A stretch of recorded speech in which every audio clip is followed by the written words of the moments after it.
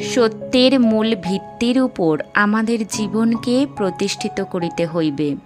জীবন যদি শূন্য মনে হয়, তবে তাহাকে পূর্ণ করিতে হইবে। তবে সেই পূর্ণতা কখনো বাহির হইতে আসে না। যতই আমরা সংসার লইয়া বিব্রত, ততই আমরা বদ্ধ হইয়া পড়ি এবং খুব সহজেই তখন আমাদের পতন ঘটিবে। কিন্তু যদি আমরা অন্তর্মুখী হইয়া জীবন যাপন করি, তবে কিছুই আমাদের পরাজিত করিতে পারে না। সুতরাং এই বাহিরের জাগতিক বন্ধনে আবদ্ধ হওয়া আমাদের পক্ষে কখনো সমুচিত নয়। প্রার্থনা করিতে হইবে, হে প্রভু, আমার সকল চিন্তা, সকল প্রার্থনা তোমার প্রতি ঊর্ধ্বগতি হোক। তোমার সর্বব্যাপী রক্ষণমূর্তি আমার কাছে প্রকাশ করো। তুমি সকল